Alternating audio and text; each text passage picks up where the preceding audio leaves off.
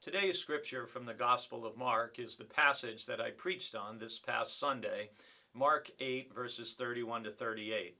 So some of what I share may sound familiar, but I want to take a couple different angles on it as well that I didn't talk about on Sunday.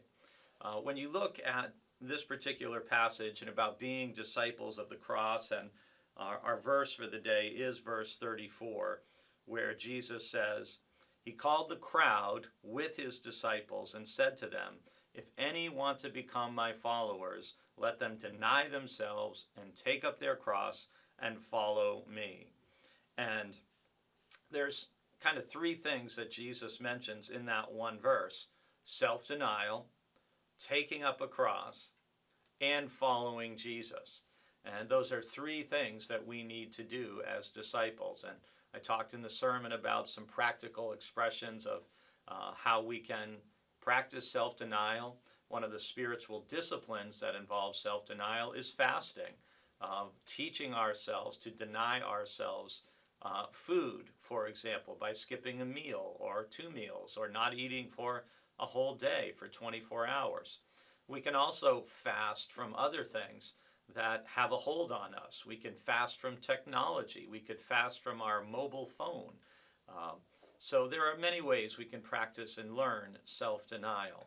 Taking up our cross is a willingness to follow Jesus in a way of suffering, and we're called to follow him in our daily life, in his example, and in the life that he lived, we are to try to live as well.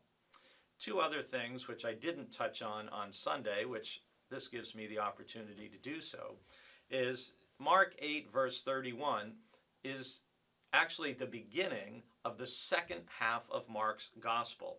From chapter 1 verse 1 through chapter 8 verse 30, it's really about the person of Christ. And we're introduced to Jesus, we see him baptized and his growing ministry. From chapter 8 verse 31 on, it's about the purpose of Christ. And that's why this is where we first hear Jesus' prediction of his passion, of his suffering, rejection, and death and resurrection after 3 days.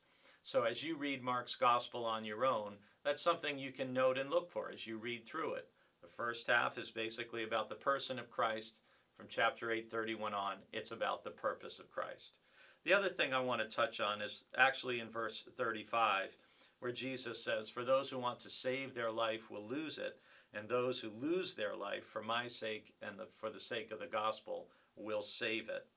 And I just want you to ponder the idea that you can lose your life before you die.